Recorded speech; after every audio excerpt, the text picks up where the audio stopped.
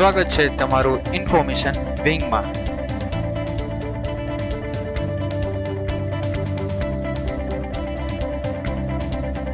આ વિડીયોમાં આપણે વાત કરશું ગુજરાત ગૌણ સેવા પસંદગી મંડળ દ્વારા જે નવી ભરતી આવેલી છે તેના વિશે આજે આપણે આ વિડીયોમાં વાત કરશું। ભરતી શાની છે અને કઈ જગ્યા ઉપર છે તેની આપણે માહિતી લઈશું। ભરતી છે પેટા હિસાબનીશ સબ ઓડિટર, જેમાં છે 116 જગ્યા। ત્યારબાદ છે હિસાબનીશ ઓડિટર, પેટા તિજોરી અધિકારી છે, અહીં તમે જોઈ શકો છો। અધિક્ષકની પણ ભરતી છે વર્ગ 3ની, જેમાં 150 જગ્યાઓ છે। આ રીતના પેટા હિસાબનીશની 116 અને હિસાબનીશ ઓડિટર, પેટા તિજોરી અધિકારી અને અધિક્ષક વર્ગ 3ની છે 150 જગ્યા મળીને ટોટલ 266 જગ્યા માટે થઈને અહીં ભરતી આવેલી છે।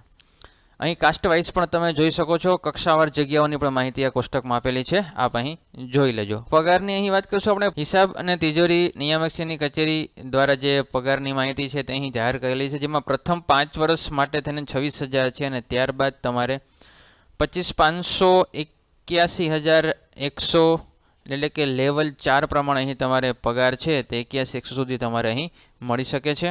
જ્યારે હિસાબનીશ ઓડિટર અને પેટા તિજોરી અધિક્ષકમાં જે બેઝિક તમારે 5 વર્ષ માટે છે 49,600 રૂપિયામાં તમને 5 વર્ષ માટે આપશે અને ત્યારબાદ તમારું જે બેઝિક છે 39,900, 1,26,600નો જે લેવલ 7 છે એ તમને મળવાપાત્ર અહીં થશે। વયમર્યાદાની વાત કરશું। અહીં વયમર્યાદા અરજી સ્વીકારવાની છેલ્લી તારીખના રોજ ઉમેદવારની ઉંમર છે એ 20 વર્ષથી ઓછી નહીં અને 35 વર્ષથી વધુ નહીં હોવી જોઈએ, એટલે કે 20 થી 35 વર્ષની અહીં વયમર્યાદા રાખેલી છે અને નિયમ મુજબ છૂટછાટ પણ અહીં આપવામાં આવશે। અહીં આપણે વાત કરતા હતા વયમર્યાદામાં છૂટછાટ કેટલી આપેલી છે, તો અહીં સામાન્ય મહિલા ઉમેદવારને છે 5 વર્ષની છૂટછાટ આપવામાં આવેલી છે, જ્યારે કેટેગરીના પુરુષ ઉમેદવાર છે એટલે કે અનામતના જે પુરુષ ઉમેદવાર છે તેને 5 વર્ષની છૂટછાટ અહીં આપવામાં આવેલી છે।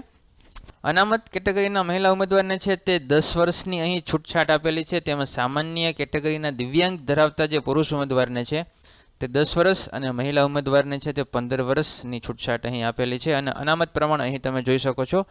શૈક્ષણિક લાયકાતની અહીં વાત કરશું તો આ degree in bachelor of business administration or bachelor of computer application or bachelor of commerce, એટલે કે અહીં તમારે BBA કરેલું હોય, BCom કરેલું હોય, બેચલર ઓફ સાયન્સ એટલે કે BSc કરેલું હોય, મેથેમેટિક્સ અથવા તો સ્ટેટિસ્ટિક્સની સાથે તમે કરેલું હોવું જોઈએ।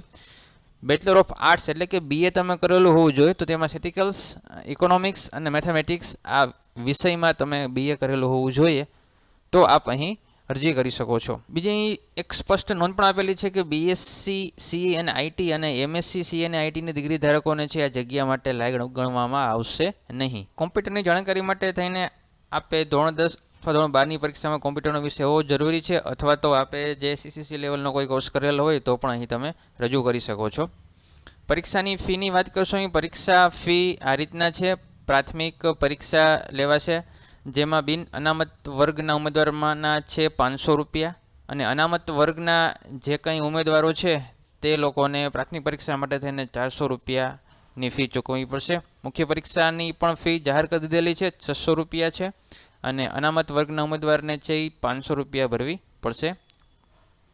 પરીક્ષામાં ઉપસ્થિત થનાર ઉમેદવારને પરીક્ષા ફી પરત મળવાપાત્ર થશે, એટલે કે જે પરીક્ષા આપવા જશે ઉમેદવાર તે મિત્રોને પરીક્ષા ફી પરત આપી દેવામાં આવશે તેવું અહીં લખેલું છે। પરીક્ષા પદ્ધતિની વાત કરશું। અહીં પરીક્ષા પદ્ધતિ MCQ એટલે કે computer base response test CBRT પ્રમાણે અહીં રહેશે, જે આપ લોકોને ખ્યાલ જ હશે।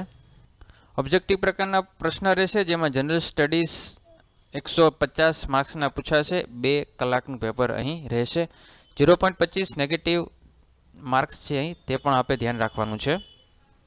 મેઇન પરીક્ષાનો સિલેબસ પણ અહીં આપેલો છે, આપ જોઈ શકો છો। ગુજરાતી લેંગ્વેજ ઇંગ્લિશ 100 માર્ક્સના છે અને એકાઉન્ટન્સી અને ઓડિટિંગ છે તે 100 માર્ક્સના છે। ડ્યુરેશન 3 કલાકના અહીં રાખેલા છે।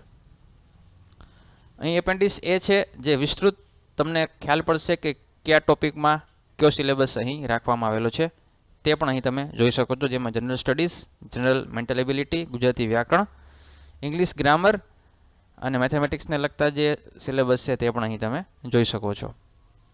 અને ત્યારબાદ જે મેન એક્ઝામિનેશનનું જે પેપર છે ગુજરાતી ભાષામાં તેના પણ અહીં પ્રશ્નોની માહિતી અહીં આપેલી છે। સિલેબસ અહીં તમે જોઈ શકો છો। નિબંધ છે, સંક્ષિપ્ત શીખવણ છે, પત્રલેખન, ચર્ચાપત્ર, અહેવાલ લેખન અને ભાષાંતર અહીં આપેલા છે.